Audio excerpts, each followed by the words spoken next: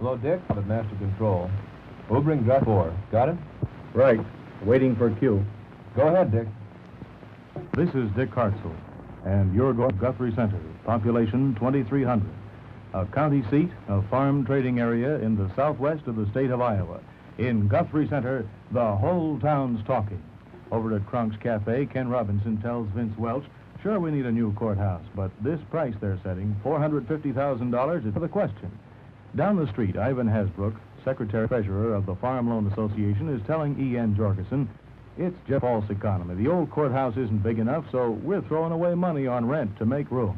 And in the basement of the courthouse itself, Janitor Willis Lee is saying to the county auditor, I hope I'm not cleaning up the place when the walls fall out and the roof comes in. March 20th, 1952. To Guthrie Center, Iowa, a town with a problem, comes television to catch the face and voice of America itself.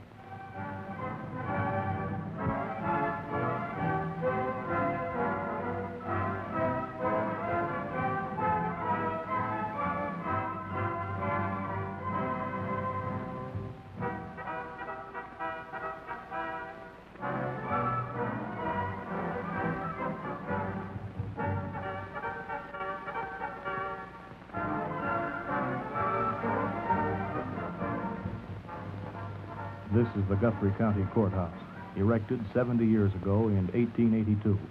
Tonight, in this courtroom, before the eyes of the television cameras and the entire 250,000 viewing audience of WOI-TV, leading citizens of Guthrie County have come together to talk over a serious problem. Their county needs a new courthouse. No one knows this fact better than these men. They are Guthrie County's Board of Supervisors. They have the power to raise the money for a new courthouse. You have just seen a kinescope recording of the opening to one of the first major series done by WOI-TV. The sets were made in our scene shop and were reproductions of the actual meeting rooms found in towns throughout central Iowa, in this case, Guthrie Center. The series won several awards, including the prestigious Sylvania Award. It presented issues that were important in the various communities in our viewing area and began a tradition of community service that continues to the present day. WOI-TV is proud to present Dreams of Silver, Dreams Fulfilled. Good evening. I'm Betty Lou Varnum, and in behalf of all of the people who have been part of WOI-TV's 25-year history, I would like to thank you for being with us tonight and through the past years. Some of you saw our first broadcast. Some of you hadn't been born. But if you have memories about the part our station has played in your lives, we'd like very much to hear them, because your recollections added to ours may form the basis for a program 25 years from now. We faced a number of difficulties in preparing tonight's program. When you consider that we produce approximately 624 hours of local programming a year, how do you condense a view of 25 years into 90 minutes? And how to overcome the loss, the thousands and thousands of programs that were presented live and then were gone. There have, for example, been over 6,000 Magic Window programs. It's one of the oldest programs in television. They were live and they're gone. Working within these limitations, we hope that we have produced an evening of nostalgia that includes many of you. Look at the crowd scenes, the Visha parades, whatever. Look for you or for those you know. And please don't try to adjust your set for some of the segments. The picture quality is representative of the era. And that is one of the things we tend to forget about the good old days. 1950. That was the year Harry Truman was president, Lyndon Johnson and Richard Nixon were in the Senate, John F. Kennedy and Gerald Ford were in the House of Representatives. It was the year Ralph Bunche won the Nobel Peace Prize. All About Eve was named Picture of the Year. The maximum Social Security payments were $73, and a four-door Packard sedan sold for $2,249. 25 years ago, when we went on the air as the second station in Iowa, the only one in central Iowa, people stood outside the television stores just to watch our test pattern. The Des Moines paper devoted practically its whole issue for February 21st to WOI-TV and to our plans for the future. We went on the air then, February 1950. We went on with slides and film, no television cameras. Those came later. We carried programs from all networks, ABC, NBC, CBS, and the now defunct Dumont Network. From these, we picked and chose our programming, frequently preempting all four to carry our own locally produced programs. Here are some of the film clips from our early years. This is 1950, and this is the Visha Parade. WOI-TV had rented a television camera and remote truck in order to provide live coverage of the parade. The remote truck not only televised the parade, but became part of it as they joined in at the end in order to move more quickly through the crowds on their way to cover the baseball game in the afternoon. You can just see it coming into view now. If you will notice, the director, the producer, the commentators, and the cameraman, along with one lone camera, were on top of the truck. The necessary electronic gear was inside. We have broadcast every Visha Parade since then, and we'll do it again this year. We hope you'll watch. Among the nationally known figures WOI-TV carried during the early years were Dwight and Mamie Eisenhower, who were making a campaign sweep through the Midwest with stops in Ames and Boone. This was prior to the 1952 election, and we also covered his running mate, Richard M. Nixon. Out in California, we've got 3 million Democrats and 2 million Republicans. And if it weren't for the fact that almost 1 million Democrats voted for me when I ran for the United States Senate in 1950, I wouldn't be here today as a candidate for the Vice Presidency of the United States. Let me tell you, incidentally, as I mentioned the Democrats, that I want to make my position absolutely clear in respect to them. I have nothing against the Democrats. As a matter of fact, I can prove it. I love the Democrats. I married one. Pat was a Democrat when I married her. With us tonight is WOI's First Lady of Radio, and of course, television. Tomorrow, however, WOI Radio celebrates its 33rd birthday.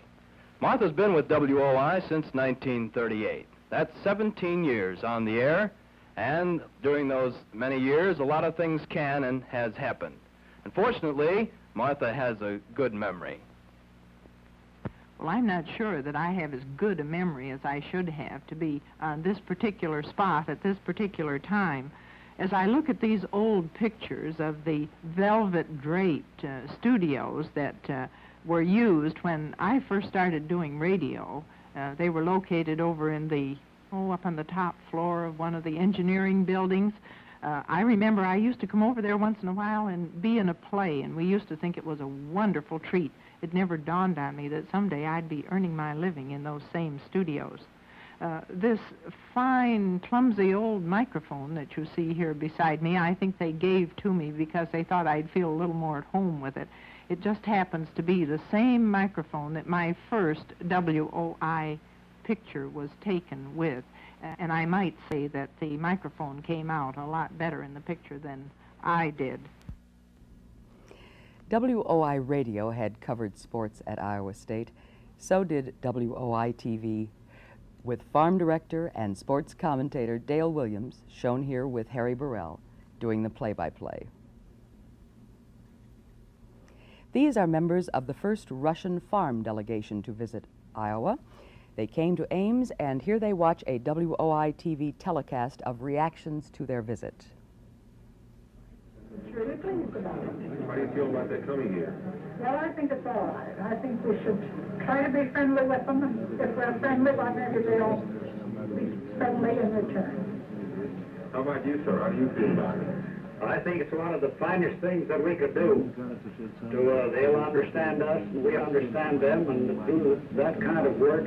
We can build up friendship instead of enmity, and I think it's one of the greatest pieces of work to bring an understanding between them and between us. And I can't think of nothing but good will come out of this. Do you think you learned anything this morning?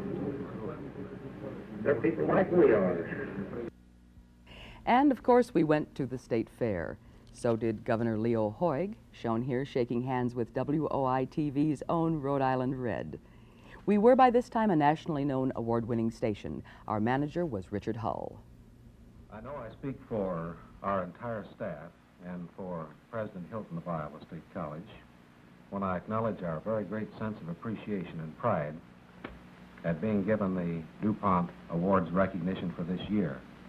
I'm particularly pleased because this award is not for a single program or a single performance, but rather for the total performance to a community and a state which a station gives during the course of a year.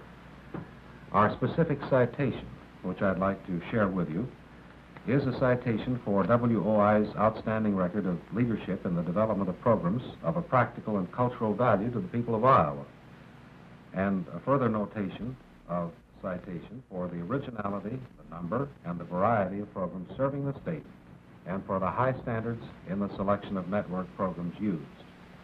DuPont Awards says WOI has pioneered in showing television's potential in the service of education and citizenship, and been generous in the sharing of that experience with other agencies and with other states and with other organizations. Here is that award. We've received many others through the years, and we hope that you will look at them when you visit our station. Dick Hull spoke of the emphasis the station put on all its programs, not just one or two, and that's another tradition we've carried through the years. The programs included in tonight's anniversary special represent that total station effort. We will begin by looking at programs about people. You've seen The Whole Town's Talking. This was followed by another award-winning series called In Our Care.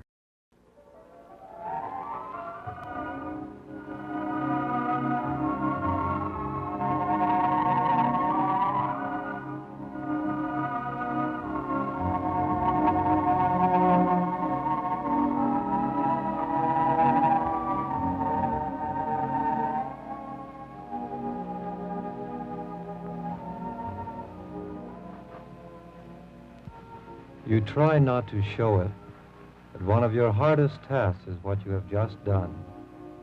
You have just told a mother that she should give up her child. She should give up her child because it is hopelessly feeble-minded. To find out why the doctor in our opening scene felt as he did, let's look in on one of our state institutions for the mentally deficient children, the one at Glenwood, Iowa. The Glenwood State School is located in the southwest corner of Iowa in Mills County. It was in 1876 that the state of Iowa first dedicated this institution to the care and training of those who were then called feeble-minded. In those early years, there were only about 300 mentally deficient children living on those grounds. Today, this is a city of almost 2,000 children. In Our Care was about the handicapped, about them. Status 6, the longest-running series in the station's history, was for the handicapped. We've chosen a segment from a program in the series called The Long Walk. In it, Dr. William DeGravel, head of Yonkers Rehabilitation Center in Des Moines, and himself a polio victim during his last year in medical school, takes one of his patients with his braces and his crutches for a graduation walk through holiday crowds. There are not only crowds, but there are slippery streets, and there is traffic, 5 o'clock traffic. You will notice that Elaine Zamoniak, hearing and speech consultant for the Department of Vocational Rehabilitation, is providing a signed interpretation for deaf viewers. She did this on each of the 63 programs in the series. The individual programs provided information and discussions about rehabilitation and everyday living problems faced by the handicapped, services available to them, developments in rehabilitative techniques, changes in prosthetic devices, and a number of other areas important to the person seeking to enter more actively into the working, social, and intellectual life of the community. This series of programs brought the station 23 major awards, and it served as a model for similar series in 16 other states.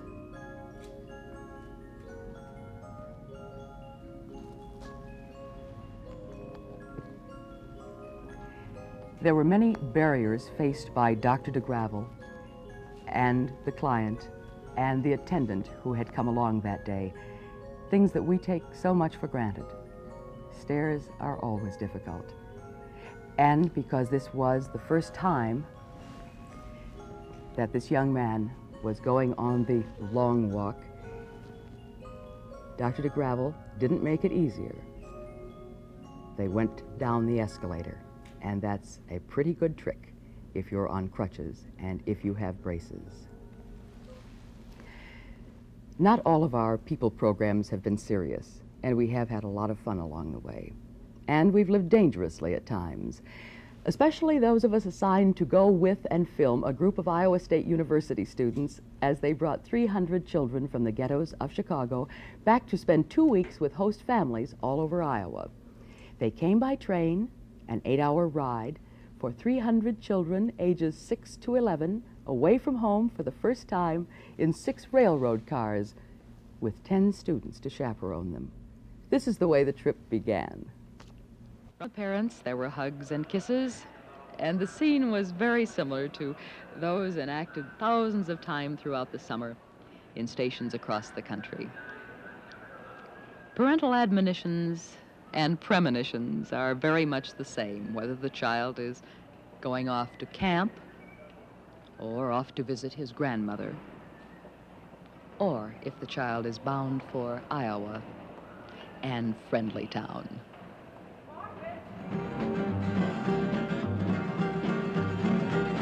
Don't you hear that train a-comin', coming around the curve, stopping at every station, straining every nerve. You better get your ticket ready, prepare to get on board. My station's gonna be changed after a while. All aboard, get your ticket ready. This train is bound for glory, this train. This train is bound for glory, this train. This train is bound for glory, don't carry nothing but the righteous and the holy. This train is bound for glory, this train. This train don't carry no gamblers, this train. This train don't carry no gamblers, this train. This train don't carry no gamblers, no crack shooters, no midnight ramblers. This train don't carry no gamblers, this train. This train, this train, this train. You've just seen most of the film shot on the train. 10 miles out of Chicago, the WOI-TV camera crew put the cameras away and joined the 10 students and the volunteers recruited from other parts of the train, 6 sailors returning home from Great Lakes, a priest, a lady librarian from Boone, and a couple on their honeymoon trip to Denver, all with the common goal of keeping the children from killing themselves or each other before they reached Iowa. We all survived, and the children had a great 2 weeks. You know, we're frequently asked where our program ideas come from, and it's a difficult question to answer because they come from everywhere. One people program came from a tip we received late one evening. The Welfare Mothers and a group called Friends of Welfare in Des Moines were going to stage the first sit-in in Iowa the following morning, and they were prepared to go to jail if their demands weren't met. WOI-TV sent a camera crew to cover the story, and they spent the day crawling around an already crowded room with microphones and camera, recording a truly remarkable confrontation. And this is one of the programs. It's impossible to show you excerpts of the arguments and the discussion without distorting the issues. So we chose one of the lighter moments of the day.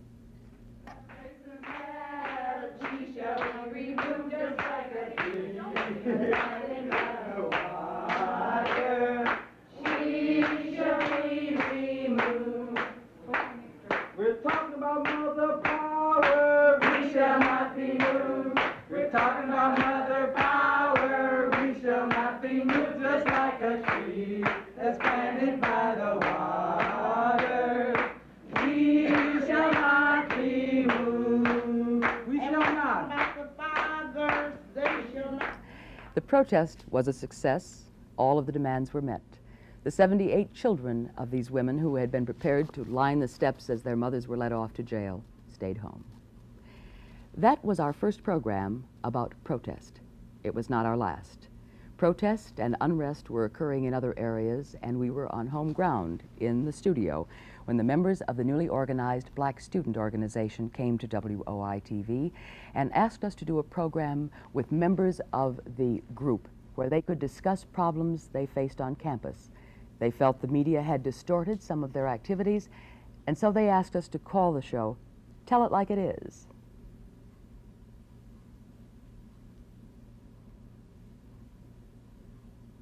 that issue too. May I ask that you do give your name and name, rank, and serial number, if you will? My name is James Hamilton, and I'm a graduate student in the chemistry department here at Iowa State in my final few months. Black people in our country have made significant contributions in various areas, in the field of entertainment for one, and here again in the field of athletics. And very often these areas have been pointed to as fields in which we can achieve. Yet, when we look, we find that we're performers as athletes or as entertainers. But when we look at the managerial aspects or the administrative roles to be played in these areas, we're usually absent, whether that be in the college or professionally.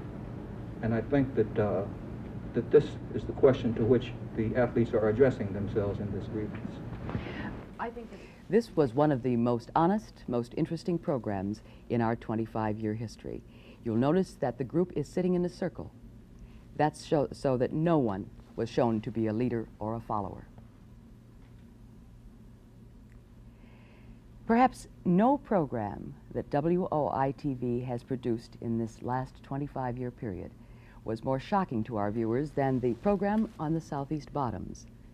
The Bottoms is a section of Des Moines only a few blocks from the state capitol building, and the people in that area, some of them were getting their drinking water from a horse watering trough. Many of them had outhouses. This is the view of and from the Southeast Bottoms.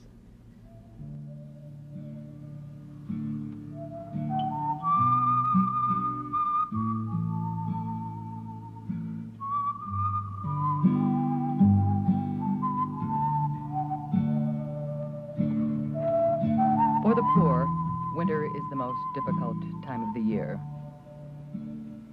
Few of the houses in the Southeast Bottoms have basements. This means that most of the houses are heated with space heaters.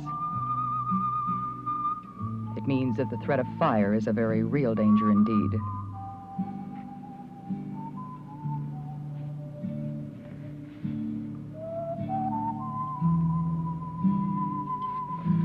"78% of the houses here do not have indoor plumbing. For those of you who may not recognize it, this is an outhouse.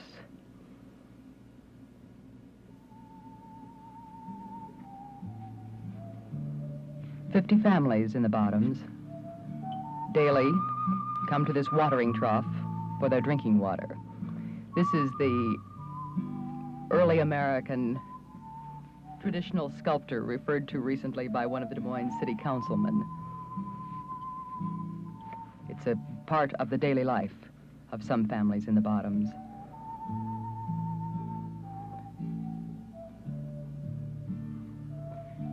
Unemployment is high. Underemployment is higher.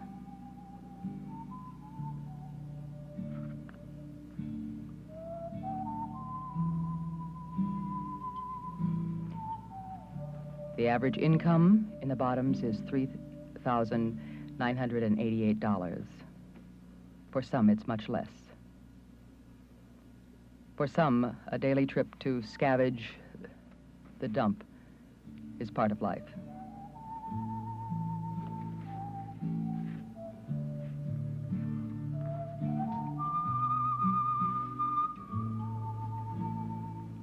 The passing of winter and the coming of spring means that the heating bills will be lower, the requirements for warm clothes less, but the other problems of poverty are year-round.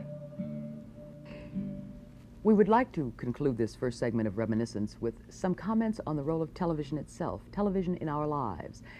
There was a conference that was held on the Grinnell College campus. The subject, Mass Media, Liberating or Perverting. We filmed the day-long conference. We condensed it into an hour show which appeared on educational stations all over the country after its initial playing on WOI-TV. On the following segment, the late Bill Lawrence, White House correspondent for ABC TV, and Fred Friendly, formerly head of CBS News, talked about television. This is Bill Lawrence, and this Fred Friendly. I happen to think that TV's finest hours were the 4 days that followed the tragic assassination of President Kennedy. We told that story simply, yet powerfully. And we helped to keep together a national fabric of orderly government that was terribly important to maintain in those crucial hours. So my plea is a partial guilty one, but an assertion that we've done some good.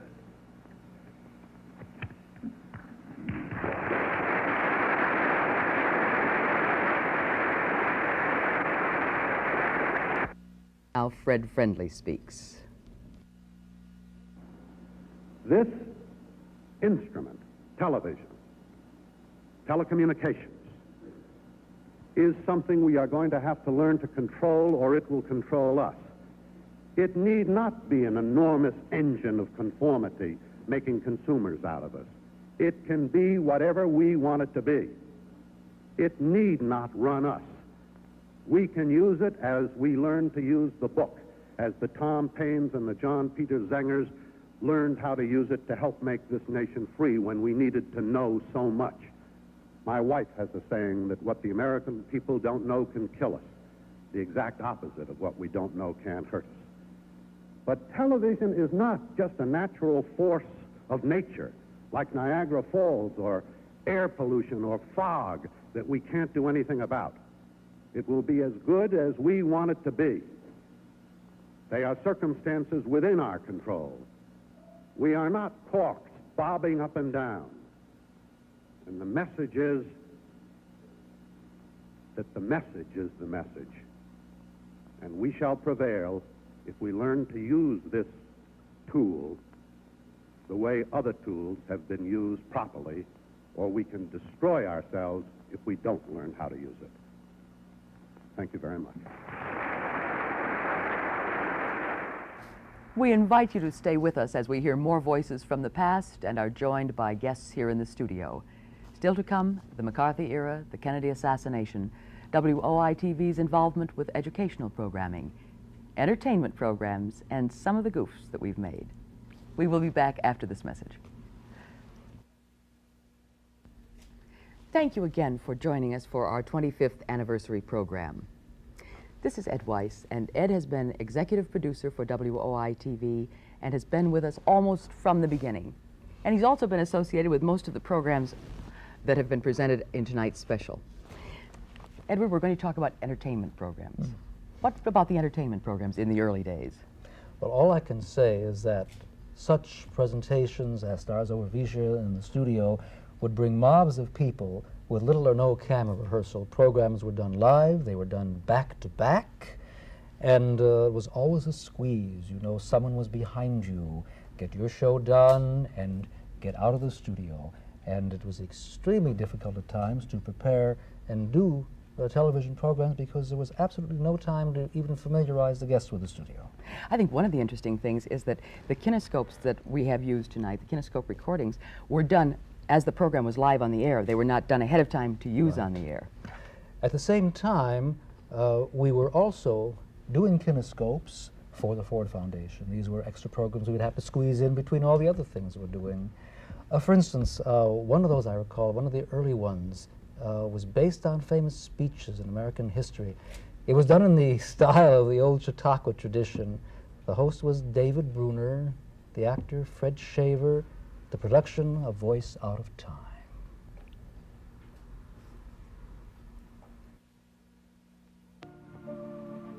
And as he spoke, it were as if it were an echo, voice out of time. For it appeared to me as at that moment when Patrick Henry first spoke his immortal words, that in the tones of his voice there was a peculiar charm, a magic, of which no one could give an adequate description, but which no one that heard him speak was able to forget as he lived.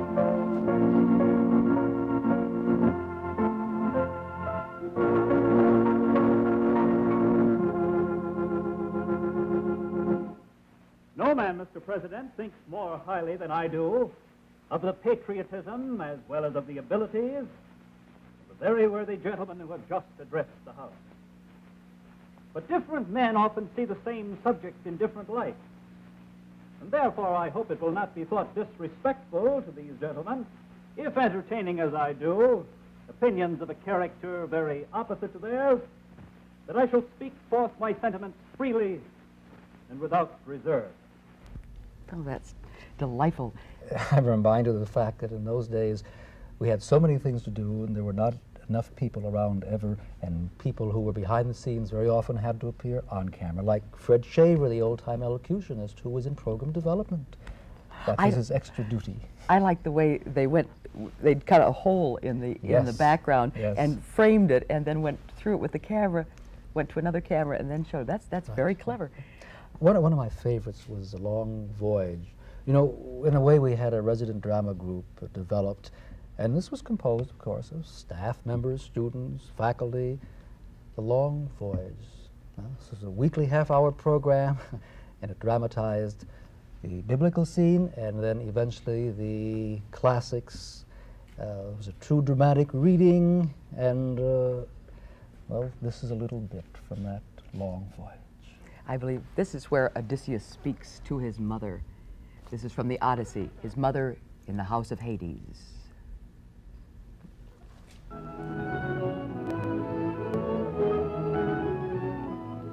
This is The Long Voyage, the story of past civilizations, of the people, the problems confronting them, and their attitudes and beliefs. From the great literature of the world, you'll learn of the ancient Greeks, the Roman Empire, and of Mediterranean civilization. My mother. I see over there my mother. She is dead. An empty shell. Mother. She will remain in silence, unrecognizing, until you let her drink of the blood. O spirit of my mother, drink of the red blood and know me again.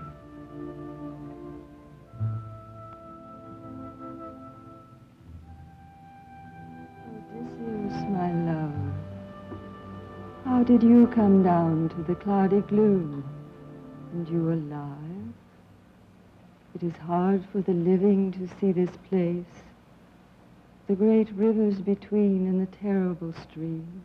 Dear mother, necessity has brought me to the house of Hades, for I had to consult Tiresias the prophet. But tell me, how came you here?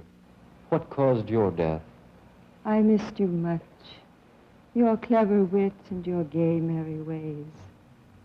And life was sweet no longer, and I died.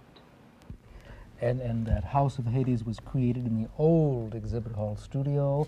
No camera rehearsal for the cast, and so the best we could do, since we were on immediately after the news at night, was to lock 2 cameras down, and during rehearsals, we moved the actors in different positions because we could rehearse with them. It was easier. Seems rather strange because the cameras had wheels and the actors didn't. That was the first program that you directed. Of The Long Voyage, right. The first What about the music programs? Oh, we did everything. We brought the Iowa State Symphony Orchestra and the bands over, and small music groups, violinists, pianos, singing groups, and then there was one special program. This was the dance program. Oh, 17. Oh, yes. Of course. Because you see, and we must include that, because what Look at the Past these days would be complete without DuckTales, Bobby Sox, and rock and roll. Happy Days, it isn't. It is 17.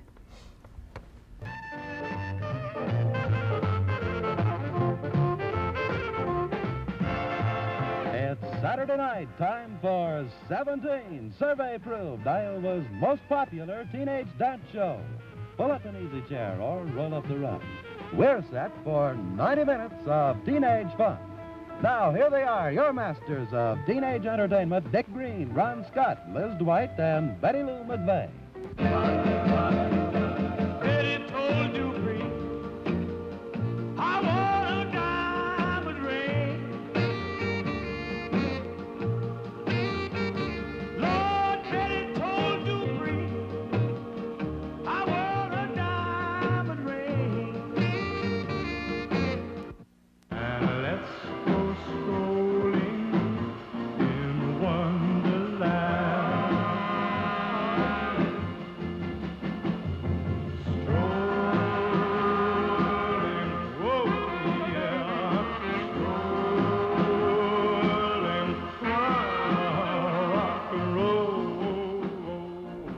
Oh, 17ers, where are you now? Oh, well, let's hope that a lot of them are watching. Yes, yes. We added a few years since then. I'd say so. So say we all. Talk about what it was like in the studio during those days. There were so many kids there. During 17, yes, we had 2 cameras, and of course the studio was quite large. But that largeness seemed to disappear with the bodies dancing around, you know, and I always liked to move the camera around to keep it moving, get all different shots of the kids, and had to be very careful not to impale them on the lens shade which stuck out in front of the camera. It was almost worth your life, you know, if you were dancing near the camera. But many of the dancers knew when they would be on and where they would have to stand and dance in order to be seen by their friends at home, and they were there. They were indeed. We were glad that Ben Mell and his partner were part of the section chosen because they were there week after week, as were many of the children that watched and participated. Ed, we mentioned earlier that the first local live program that we did was the 1950 Visha, and we found, and it came from Lamar Smith, that there was a piece of film of an in-studio production. It was the year was 1952, and WOI-TV presented a preview of Visha and some of the performers who would appear. Joe Adams is the host. You'll know him. He's the one in the raccoon coat.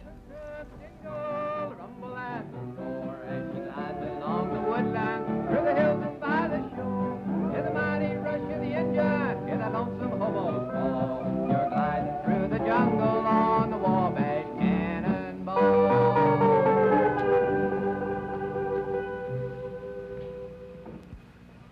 Gee, thank you very much. That was the Oklahoma Plowboys. You'll see a lot of them during Visha, I hope, if you come. And another thing you'll see in Visha is the Stars Over Visha. That's the big outdoor show, including over 600 in the cast and the crew alone. That's 16th and 17th. That's on Friday and Saturday night. Yes, that's right. At 8 o'clock, so you want to see that at Clyde Williams Field. And the big theme of that is the Roaring Twenties. You'll really enjoy that, I know. It's a big...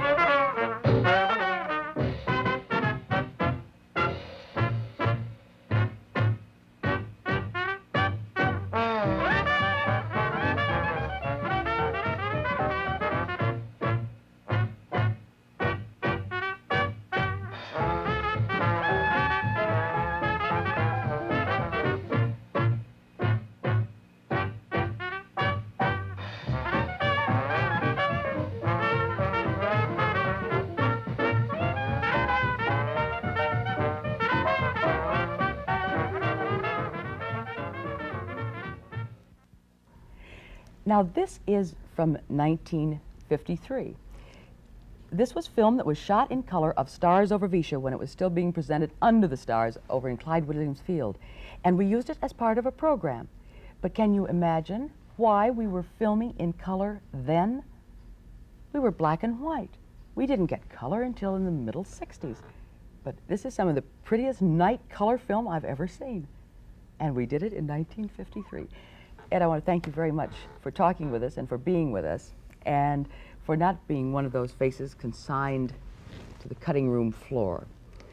Nothing has been harder about tonight's program than making those decisions of which programs we would include and which not. That's in the case of Finney films and Kinneys and tapes or whatever existed. The first programs to go from tonight's show were all of the shows that are being done today. As satirist Tom Lair says, they are pre-nostalgic. You can see those every day, and we hope that you will. We did decide to show you something you haven't seen. These are from our goof reel, those that met the decency standards, and they all involve commercials. So be warned, offers made are not good or binding. These, then, are some of the things that you haven't seen during the last 25 years. See them now.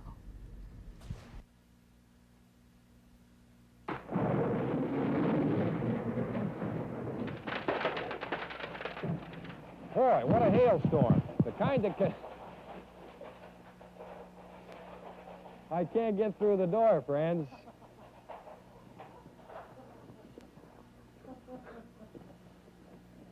Names. Why? Because they know that at Bob Allen's they'll get the best possible deal on a new or used car. And tomorrow is an especially good day to stop in at Bob Allen Motor Company because with every new car sold, Bob will throw in a brand new set of snow tires absolutely free. With every used car, you'll receive a set of recap snow tires absolutely free. Here's the way it works. Tomorrow, look over Bob's complete new and used car stock. Make the deal that suits you, and that deal will include a set of bonus snow tires free of charge. Remember, the cost of the snow tires comes out of Bob's pocket, not yours. This is a one-day only event tomorrow, Saturday, November 12th. And remember, too, that Bob will not raise the initial price to compensate for these free snow tires. He simply does not operate that way. In fact, here's a great Saturday-only special on a clean 62 Oldsmobile 98. Now, this four-door hardtop has my cord caught in it. And I don't like that, car. Pastry, donuts, cakes, taste best when they're H-O-S-T-E-S-S. Hostess, bakery, treats, tender and light, with old-fashioned savor in every bite. 'Cause Hostess bakers always bake the little old bake shop way. Know what this is, boys and girls? It's a squiggle. That's right, it's a squiggle right on the top of your old Hostess cupcakes. That's what it is, and I don't know what it is because a damn old teleprompter quit. There now. And you never saw those on the air. This is Jim Davis. Jim Davis has been with WOI-TV since 1952, and he has been in charge of WOI-TV's educational broadcasting. Jim, looking back over the years, what impressions stay most with you? Well, Betty Lou, in preparing for this particular program, I was greatly impressed by the innovative nature of WOI-TV. Looking back, you become intrigued and impressed by the fact that this was a frontier in broadcasting when we started. There were very few recognizable landmarks, and it was trails. There were trails that had to be blazed, and I suppose one of the remarkable things is that when you're in a situation like that, you don't know what you can't do. Not knowing what you can't do, you wade in. TV school time, we were one of the first schools in the nation to, or I mean stations in the nation to carry in-school programming. I think we were actually the second, and it was back in the early fall of 1952. And this Herb Hake program was always our most widely viewed program in more than 20 years that it was on the air. He was able to, with the use of rear screen projection, make it appear as though he was right out on the set, at the site, and it was really a you are there effect. And we had that back half of the station wagon, the thermos bottle, as part of the props for the show, I remember. That's right. I think they're still around here somewhere, maybe. So one of our contributions was in having programs that children could watch in the school.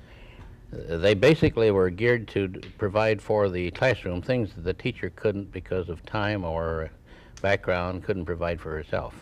We also do, we talked earlier about, showing things that our viewers haven't seen before, and one of those whole areas would be closed circuit. Closed circuit started here in 1953, and again, we were among the first universities in the nation to go into the use of closed circuit for instructional purposes. It was Chemistry 101, and Ben King was the lecturer. He lectured and had, this was a test-controlled program, and he taught classes face-to-face. He taught them on television, and then they were kind of measured by people who were making tests, and it ended up there was no significant difference among the students who received their lecture on television and those who received it face-to-face. So that was the beginning of it, and through the years, thousands and thousands of students at Iowa State University have watched non-broadcast. And it's still happening, and now I suppose it would be fair to say that the shift is more and more to the area of adult education than it is to the in-school. Mm-hmm.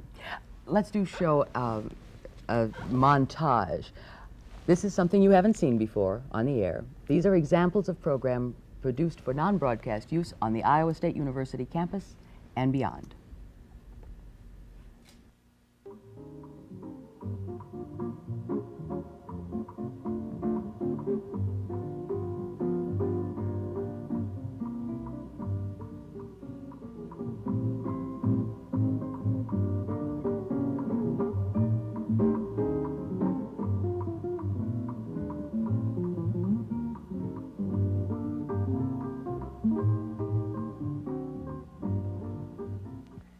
necropsy is generally indicated to verify an ante-mortem diagnosis.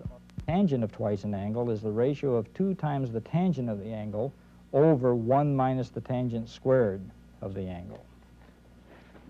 There are many times when you want to find the, excuse me, the trig function of the sum of 2 angles or the difference of 2 angles. So the sine of alpha plus or minus beta can be expanded into the sine of alpha times the cosine of beta plus or minus the cosine of alpha times the sine of beta. In doing this, never return to an area that you have previously scrubbed.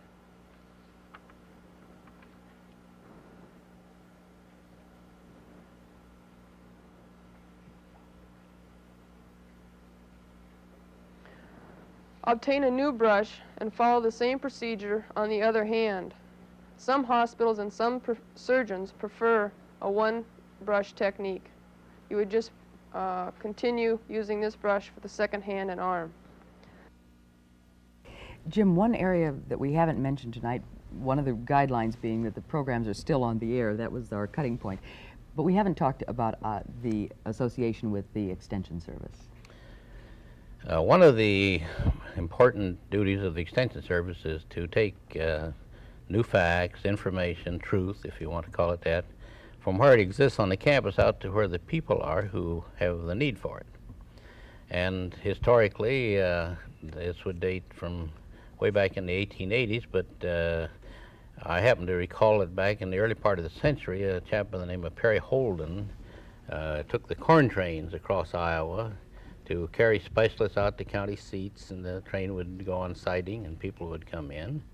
And our Extension Service has been very innovative.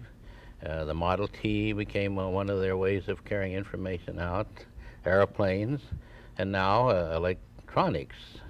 And what could be more logical and more practical? Electronics travels at the speed of light, 186,000 miles per second, and the Extension Service, since the very beginning, has been one of the users of television to transport information out to where people are. In fact, the first night that we were on the air, one of the programs had to do with farm facts. So it's been there and is still with us. The Iowa State University extension programs, after appearing on WOI-TV, then are shown on other stations throughout the state. One of the most popular of these has been Where There's a Will.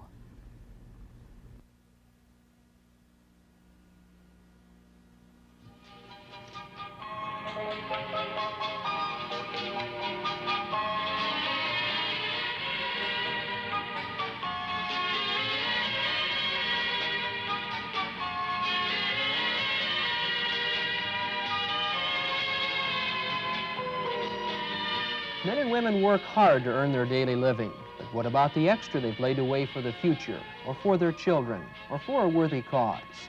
What they have in their hands today they can control, but what about tomorrow? Where there's a will, there's a way to direct their savings and investments, a way to make some lifelong dreams come true. Let's talk with Neil Harrell, professor of economics at Iowa State University, about estate planning. Hello there, I'm Neil Harrell, professor of economics at Iowa State University, and here with me are Bob and Mary Pritchard, a young couple who will be serving as interrogators as we move into this business of estate planning. You'll be hearing their voices popping in and out, even though you'll be seeing largely just the backs of their heads. They'll be asking questions, perhaps questions that you might have liked to have asked. Our topic for a series of 12 programs will be estate planning. It's one of my favorite subjects and one I think might be of some interest to you. And it had been of interest. Neil Harrell is a very good example of taking information out where the people are that need it. He had so many requests to do programs out over the area on this matter of wills, and he had nobody to help him. Therefore, he inquired into television. He put the tapes on television. They've been shown over other stations besides ours. And one of the things that the Extension Service has been quite alert to do is the adoption of new techniques as they come in. So now that we have cassettes, so these can be taken out to extension offices, especially the area extension offices, and shown there. That's another way of reaching people in large numbers with the same information that we carry on the air. I think it would be fun to talk about the students that we train, because we have students from journalism and from Right. TCA. They have been certainly an important part of the station's operation. That's right, and I think it's fair to say that, it's exact to say that of all the universities in the nation, this is probably the only place where students can have a laboratory in the form of a fully equipped and full-blown television operation without leaving their campus. So in journalism, we actually use more advanced students on the air, both in radio and television. And in telecommunicative arts, they have access to our studios, our equipment to do programs, some of which are reviewed and actually placed on the air. And a number of students worked on tonight's program. Here is a portion of a recent program that was produced by students in telecommunicative arts. It was broadcast by WOI-TV. This is a presentation of the Department of Speech, Iowa State University.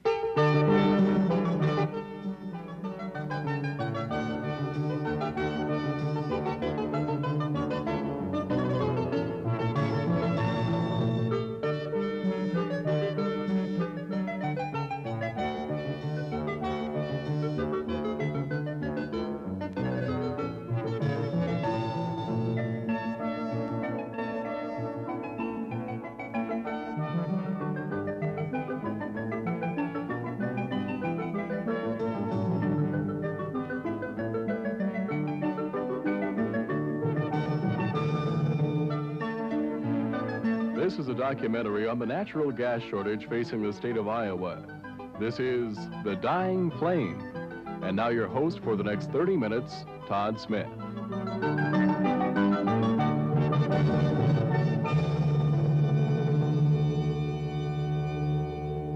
Energy shortages have become a fact of life in the United States, and there are strong indications these shortages will be with us for some time to come. At one time, many believed our country's vast resources of fossil fuels would supply our energy needs indefinitely. However, this is no longer the case, and there is a great amount of concern among many scientists and government leaders as to how we'll meet our energy needs in the years ahead. This has been a very brief look at the educational programs and programming that we do, but Jim, I want to thank you very, very much for being with us. Thank you, Betty Lou. You know, as we were putting the program together tonight, the hardest programs to find were examples of our news programs through the years, because they were done, they were alive, and that was that. And the world went right on writing the next day's script. We did, however, find an example of Iowa News Conference. The discussion may sound familiar to you. We've heard this question before, a perennial rerun. Here's another Iowa News Conference presented each week by the WOI-TV News Department as a public service. Each week, this unrehearsed program concerns itself with issues and problems important to the people of Iowa. Now, to introduce tonight's guests, here is moderator George Halsey. Good evening. Welcome to another Iowa News Conference. Last week, our guests were three newsmen who covered the recent session of the Iowa legislature. Tonight, we've asked two members of the legislature and a representative of the state administration to appear on Iowa News Conference as our guests. They are Democratic Senator George O'Malley of Polk County, Lieutenant Governor Leo Elfin, Republican of Fertile, who served during the legislature as president of the Senate, and Republican Representative Carl Ringenberg of Story County. Well, these men are to be questioned on the activities of the recent legislature by myself and Jim Schwartz, news director here at WOI and WOI-TV. You want to go ahead with the opening question, Jim? Okay, George. This one has to do with the length of the legislature. A good many people seem to think that our legislature ought to meet longer or oftener. Mr. Ringenberg, what do you think? Frankly, I think we should meet each year, if for no other reason, for appropriation matters. There has been some suggestion that the appropriations committees and those marked time for a long time before they actually got underway in this last session of the legislature. Do you think that's so? That might be true in some of the departments, but not in all. For example, in the House, the Board of Control appropriations were taken care of quite early, What about the educational institutions? toward the last. In fact, almost the last thing. Would longer sessions help that, do you think? No, this one is long enough as far as wearing out the legislators. You think it should be oftener? Oftener, yes, and shorter. What do you think, Mr. O'Malley? Definitely, I wouldn't want any longer sessions, and the annual session might be a practical problem, but an approach to the situation, but definitely no longer. In fact, we were arguing so much so the 100th day that I was agreed with the rest of the fellows. I was glad to get out of there. I think the Lieutenant Governor was glad to get rid of us, too. Well, can we really take care of our state business adequately and responsibly in the 100-day, once every other year session? With the exception of appropriations, I say yes. Dr. James Schwartz, there you were as a questing reporter. Now, Professor Schwartz is head of the journalism department at Iowa State. Reminisce a little bit. What was news like in those days? Well, when we first went on the air, of course, we were the only wheel in town, at least in central Iowa. Now, we really had no models to follow, and our equipment was very primitive. As a matter of fact, we had to put the news together in the studio, or the station, really. We had no studio. And then we drove it 5 miles out in the country to the transmitter and put it on the air there. There were no cameras. There were none of the paraphernalia that you see around here, of course. And so the consequence was that we used headlines, flashed those on the screen, and read news behind the headlines. We also could use still pictures, but beyond that, we did not have the availability of the fine equipment that we now can apply to the news process. So you would read the script over stills and that sort of thing. People didn't see the newscaster then? No, they did not see the newscaster until studio cameras were later purchased by the station, and that was sometime after we had been on the air. You know, Professor Schwartz, early on in 1952, it's difficult now to assess what the role of Senator McCarthy was, but the McCarthy hearings came along very early, and WI covered them. What was his role at that time? How important was McCarthy? Well, I'd like to look at it from the standpoint of what I think it did to journalism, and I guess you might say specifically television journalism. There had been a certain amount of discussion of the question of whether objectivity, the old rules of objectivity, were really serving the public in the best possible fashion. When McCarthy came along, he was making sweeping and generalized charges about subversion and treason in government. And statements of that kind, because he was a senator and an important person, were being carried on television, on radio, and in the other media day after day. But it began to creep in upon people's consciousness that it was very important for us to look behind the question of what he was saying and determine the validity of some of the charges he was making. Let's remind people a little bit about what the Army McCarthy hearings did. These were presented as a summary. First of all the programs were carried. Then a summary was presented by which 1 million Iowans went to Washington. And these are some views of the program and the hearings. On March 10, issued a report charging Senator McCarthy and his chief counsel, Roy Cohn, with using pressure and threats in an effort to get special treatment for Private G. David Shine, a former unpaid member of the subcommittee staff. Second immediate cause was Senator McCarthy's charge 2 days later on March 12 that the Army had tried to blackmail him. McCarthy told newsmen that the Army had tried blackmail in releasing that report. The senator said the Army's general counsel, John Adams, had told him earlier the report was being prepared and that it would embarrass the subcommittee unless the committee halted its investigation of alleged subversion and communist infiltration in the Army.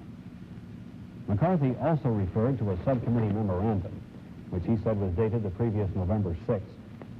And that memorandum, he said, showed that Army Secretary Robert Stevens had suggested the subcommittee go after the Navy, the Air Force, and the Defense Department instead. Senator McCarthy also said that this memorandum stated that Army Counsel Adams would furnish leads in these other investigations. Well, that was the start of it. It took another 2 weeks to select a special committee counsel to conduct the hearings, and then another 3 weeks to get them underway. They actually began on April 22nd, and the acting chairman, Senator Carl Munt, made this statement. These charges, as well as their implications, are of such a grave and serious nature as to have caused great concern on the part of this subcommittee, as well as on the part of the American people. It is therefore the purpose of this investigation to make a full and impartial effort to reveal that which is true and to expose that which is false with respect to said charges and countercharges.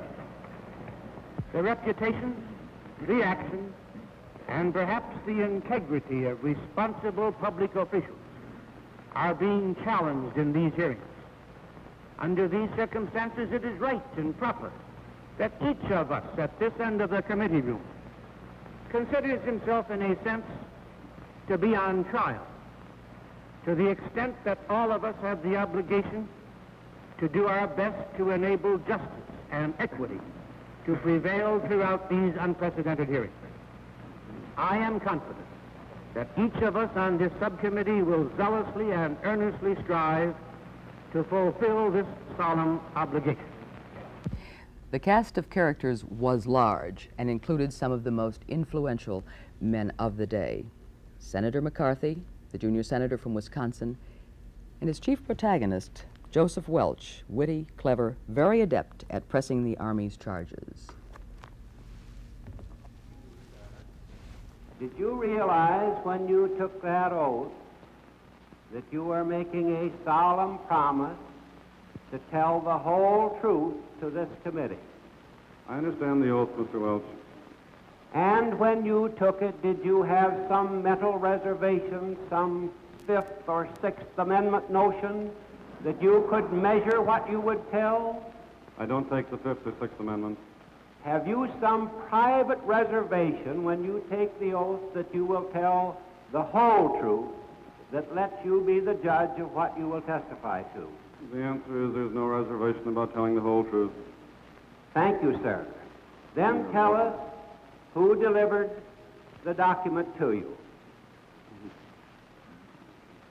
The answer is no. You will not get that information. You wish then to put your own interpretation on your oath and tell us less than the whole truth?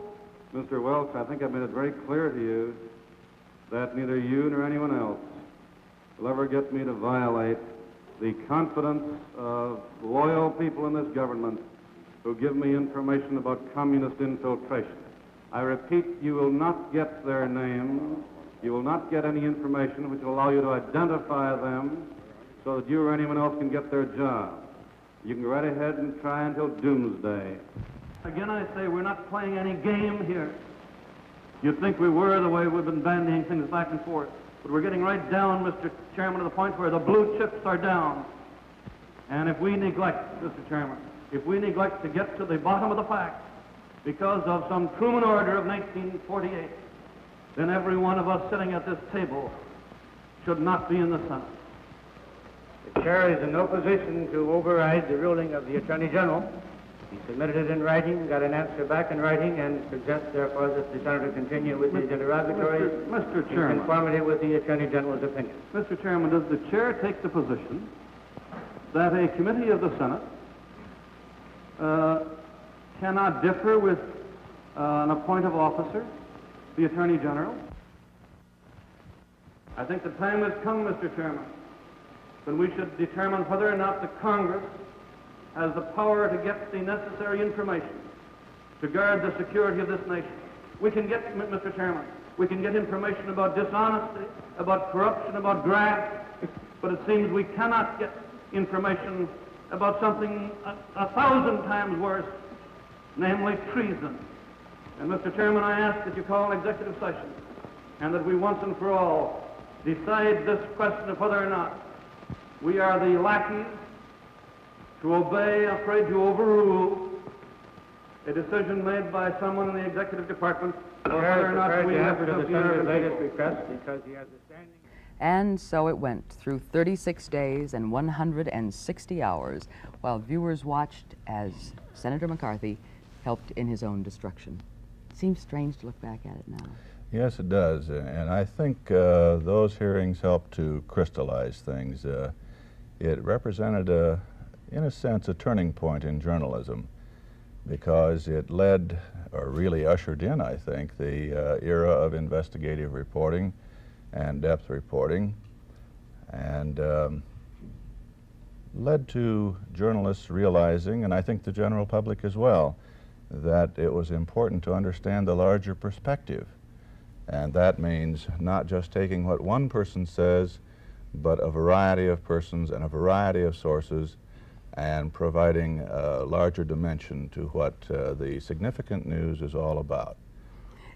Well, the political climate had certainly changed through the years because in 1959, Soviet Premier Nikita Khrushchev came to visit Iowa State University, and he came with the biggest security contingent in history. He began his tour at the swine nutrition farm south of Ames.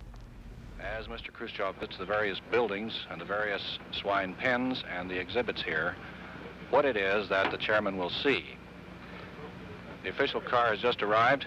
You can see on your screen, Chairman Khrushchev is being greeted by officials of Iowa State University. Also in the picture is Henry Cabot Lodge, the ambassador to the United Nations, and the usual cluster of press photographers, motion picture photographers, around Mr. Khrushchev. And then, of course, the contingent came to the Home Economics building so that the Premier and his wife could tour the Home Economics facilities. Here you see Chairman Khrushchev greeting Dean LeBaron. Dean LeBaron of the Home Economics Division will take Mr. Khrushchev waving to our cameras. Looks a bit tired from a rough trip that he's had today. Madam Khrushcheva, Mrs. Hilton following behind. They will go downstairs to one of the classrooms. We say one of many classrooms in the lower wing of the Home Economics building. Not a lot of pressmen being allowed to accompany them on the tour. Because of the limited facilities, they will actually see students at work. Classes continuing on at Iowa State University. Mr. Khrushchev and his traveling dignitaries will have a full chance to see the Home Economics Division in full glory. And I've never seen so many armed men and reporters on campus since then. Well, as I recall, the students had a lot of fun that day, too. The ones with the trench coats and the yes, filing that's cases. Right.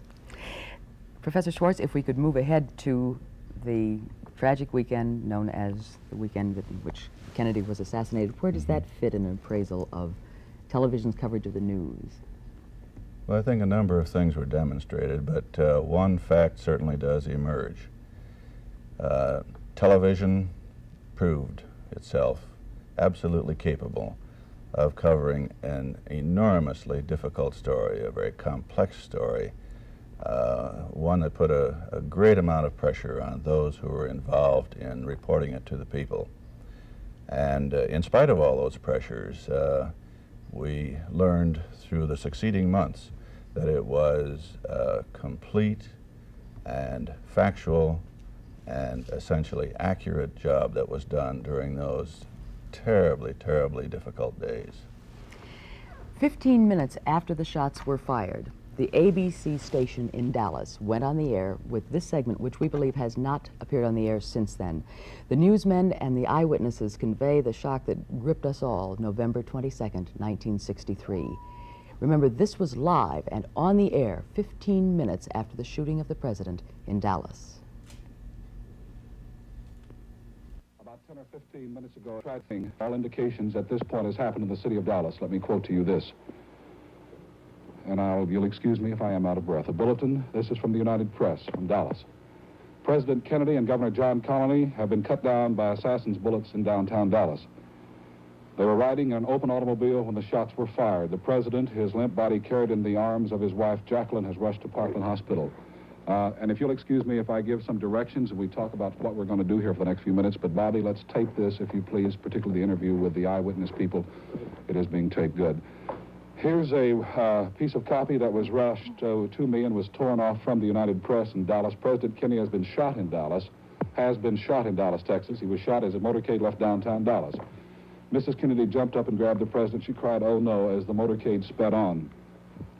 An Associated Press photographer, James Algens, A-L-T-G-E-N-S, reports he saw blood on the president's head. The AP man said he heard 2 shots but thought someone was shooting fireworks until he saw the blood on the president. He also said he saw no one with a gun. We were awfully close. Jerry Haynes, as you know, and Mr. Peppermint, we were awfully close to being an eyewitness. We were standing on Houston Street between Main and the next street over. Jerry, come in, would you please? And the next street over, we watched the president come by and gave him the applaud that is due the office of the President of the United States. And as he turned left, 2 or 3 shots rang out. We thought they were firecrackers until, I thought they did until the last shot rang out and we heard people screaming. And we rushed over in time to see a policeman standing behind one of the fire posts, looking around as if for some place to shoot, someone to shoot at. I'd like to remind you here that as the news comes into the newsroom, we will be on the air. We'll have our eyewitness people here in just a moment. Vicki, would you see if they need some coffee or something? These people are awfully shaken up. They come awfully close.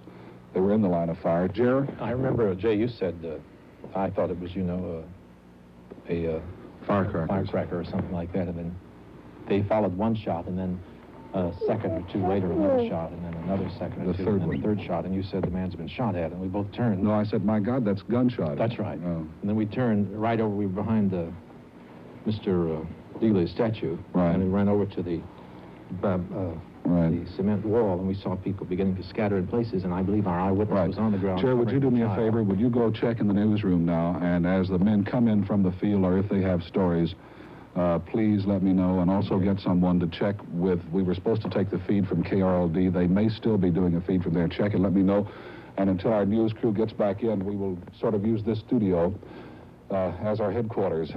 These people, and you will excuse me, I don't want to interrupt you. I'm so sorry because I know that you were so upset, but I would like to talk to you for a minute. It's a little bit awkward, so the camera shots will have to fall as they may. I'm going to stand right here and maybe somebody can give me a chair while we're doing this. May I have your name, please, sir? Bill Newman. And this is Mrs. Newman? Yes. And this is? James Clayton. James, and this is? Billy. Billy, tell me what you saw and what you felt. What happened to you? We just come from left field after seeing the President and the First Lady, and we were just in front of the triple underpass on Elm Street, and we're at the edge of the curve, getting ready to wave at the President. So you were down under the viaduct, so to speak, weren't you? Well, we were halfway in between on the grass, triple underpass. We were at the curve when the incident happened. But the President's car was some 50 feet still yet. In front of you? In front of us coming towards us, and we heard the first shot, and the President, I don't know who was hit first, but the President jumped up in his seat, and I thought it scared him. I thought it was a firecracker because he looked, fear. And then as the car got directly in front of us, well, a gunshot apparently from behind us hit the President in the side of the temple. Do you think the first gunshot came from behind you, too? I think it came from the same location. Apparently back up on the mall, I don't know what you call it. For the benefit of nomenclature, all you folks have gone out under the viaduct, and as you turn, going under the viaduct on the left-hand side, there's some grass. Do you think the shot came from up on top of the viaduct toward the President? Is that correct? Yes, sir. Not on the viaduct itself, but up on top of the hill, a little mound of ground there, the garden. How far away would you say that is from where the President was? A couple of 300 yards, something like that? Well, I have no idea because I didn't see where the gunshot come from. We were looking directly at the President when he was hit, and he was more or less directly in front of us, and we didn't realize what happened until we seen the side of his head whenever the bullet hit him in the head. Did you see the blood coming from the President's head? Yes, sir, we seen that. I seen that. I don't know if my wife did, but I seen that. Oh, yes, sir, it was awful. It is awful. That's all. What kind of work do you do, sir? I'm a construction worker, electrician. Is this the first time that you have seen a President of the United States? Did you see him when he was here before in 1961? No, sir. You're a housewife. Yes, sir. Took the day off to come downtown and see the president. Yes, sir, we did. We wanted our children to see it. Were you in the line of fire? I noticed, I remember vividly whenever I walked over and looked over the banister there and saw across the street that you were down on the ground so that to keep out of the line of fire. What was the first thought that struck your mind? Well, I thought it was a firecracker, and I saw the blood, and I had the baby, and I just ran, and I got on top of him and laid on the grass. It just scared me. It was terrible. The story would be told more professionally later, but not, I think, more movingly and carrying more of a feeling of shock. From there to Watergate. Well, these are swift transitions, but there are a couple of points I would like to make about Watergate. One is that the hearings carried by television provided people with a new understanding, I think, of the processes of government, an understanding that I don't believe many of them had before, and that's good. Secondly, the whole Watergate thing probably would not have happened, at least in the way it did develop, had it not been for the diligence and the tireless efforts of newsmen who were certain that something was wrong and that it had to be dug out. And they worked for weeks and weeks and weeks on developing that. And one of the consequences, of course, was what we now call Watergate.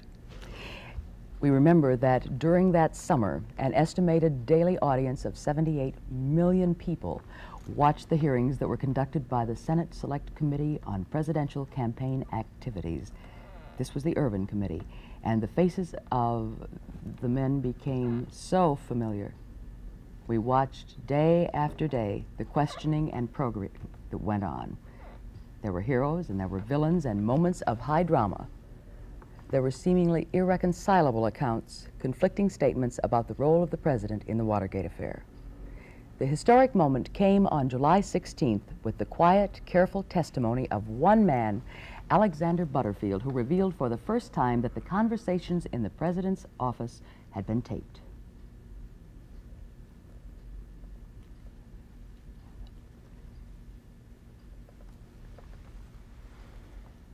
One doesn't even have to mention the names of these people. We know them so well. We came to know them. We came to respect them. Some of them. Not all of them. But the face of the man who really changed that moment in history, a lot of people wouldn't even remember. They certainly wouldn't remember that his testimony took 4 pages in the documents. Opinion that those devices would pick up any and all conversations, no matter where the conversations took place within the room, and no matter how soft the conversations might have been? With regard to the Oval and EOB offices? Yes. Yes, sir. Now, with regard to the telephone taps, they were operated, were they not, by as soon as the president, who may have used his telephone, lifted up his telephone and engaged in a conversation or received the conversation on his president's phone, the recording device began to record the telephone conversation. That's my understanding, Mr. Dash, but I lack all of the technical knowledge of the telephone recording device. But so far as you know, all telephone calls were also recorded. From the president's office telephone, yes, on his desk in the Oval Office, yes, and his regular office phone in the Executive Office building, and the desk telephone in his study at Camp David, and his telephone in the Lincoln sitting room. Those 4 phones. Did you state who installed these devices, all of these devices, as far as you know? I didn't say, no, sir. Well, who did? The Secret Service, the Technical Security Division of the Secret Service. All right, and you alluded to what you stated as the reason for the installation of these devices. Did you state why, as far as your understanding is concerned, these devices were installed in these rooms? Well, there was no doubt in my mind that they were installed to record things for posterity, for the Nixon Library. The president was very conscious of that kind of thing. We had quite an elaborate setup at the White House for the collection and preservation of documents and of things which transpired in the way of business of state. On whose authority were they installed, Mr. Butterfield? On the president's authority by way of Mr. Haldeman and Mr. Higbee. Mr. Butterfield, I understood you to say that all calls to the White House of whatever nature and character would be taped. Is that an accurate statement? Into those telephones, to and from those telephones I mentioned, yes, sir, that's an accurate statement. A senator, a congressman, or a governor called, it was taped. Yes, the tape would not discriminate. Was any warning signal to let them know the conversation would be taped? Again, I'm not aware of the technical details. I'm told that when devices are on telephones, there's oftentimes a clicking sound, but other than that, I would guess that no one would be aware, sir. The rest is history. I'm as fascinated now as I was then. Me too. However, today, Washington, D.C. is being well covered. 2 WOI alumni are there. They're also former students of yours. They are ABC TV White House correspondent Steve Bell and Louis Thompson, who is assistant to Presidential News Secretary Ron Nesson. They sent greetings from the lawn of the White House. Now, how's that for class? That's great. My first experience at WOI was as a college sophomore from Oskaloosa High School. Our speech class came up to visit the studio. It's the first time I'd ever been in a radio or television station, and I certainly had no idea then I'd be back to work later. But you, Ames boy that you are, grew up with that station. Yeah, I sure did, and of course, you know, Dale Williams was really a household word around there for years, and Cap Bentley and all the market reports. Andy Wolfries came on board there briefly while I was there to manage the radio part.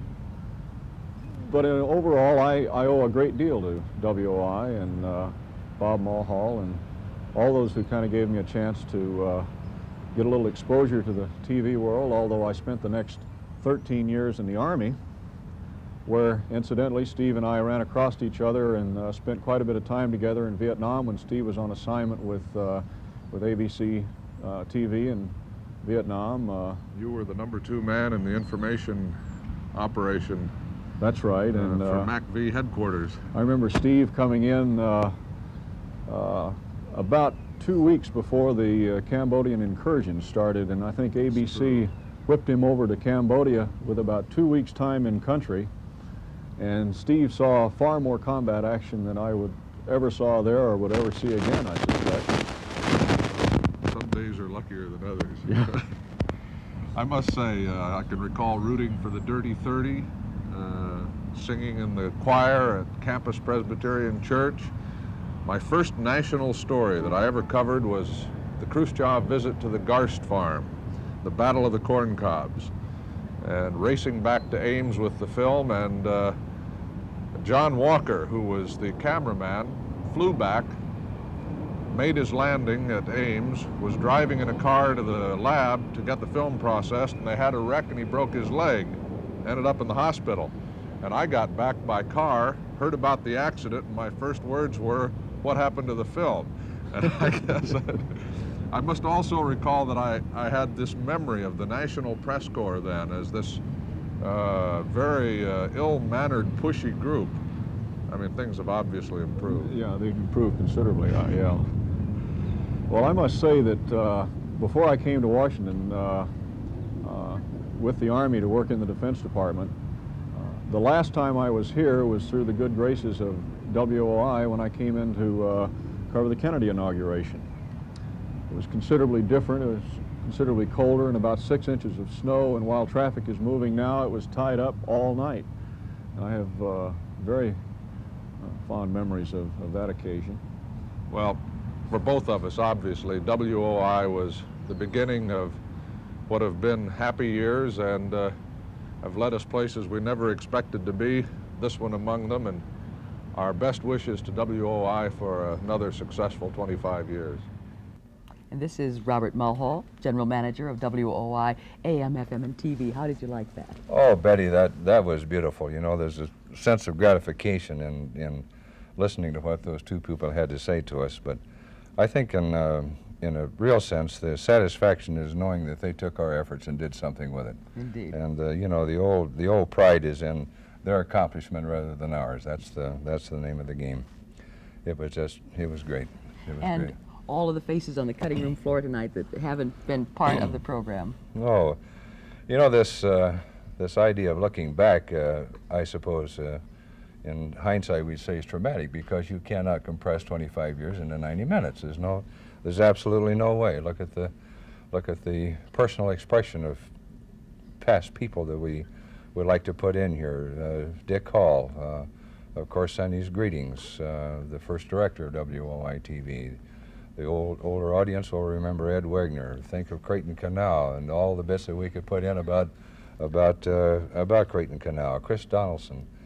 The list could go, it could go on and on. It could, and because it could and we can't, let me ask you about the future. Well, the future of broadcasting is, I assure you, another 25 years, another 25 years after that. That type of future is going to depend on basically upon what the public wants. The future of WOI, we're going to continue to train the leaders of tomorrow in the broadcasting profession. And we had something we wanted to do. What was that? Well, we're going to surprise you, because you haven't well, seen the that's film. Why I asked. What was that? It's just been done. We needed a sunny day for it, because with the new tower, the 2,000-foot tower down in Alaman, we said, hey, we got to go on that tower and go up. And there it is. And this is what it looks like to view Iowa from, well, on the way up to the top of the 2,000-foot tower. And the towers as a group, these 2,000-footers, are the tallest structures built by man. How about that for a look into the future of where we're going to go, Mr. Mulhall? Beautiful, beautiful. Look at that, look at that. Isn't that something? And that's the view from the top. And that's the view looking straight down. Now there's where I lose the bottom of my stomach. Just control yourself a few more minutes here, because we do have the whole horizon and see forever. Central Iowa, there you are. And we showed it for the first time in our 25th anniversary show, and I think that's an accomplishment. It's been fun to take time to look back over the 25 years, but the world does go on writing our script, and for us, the future is now.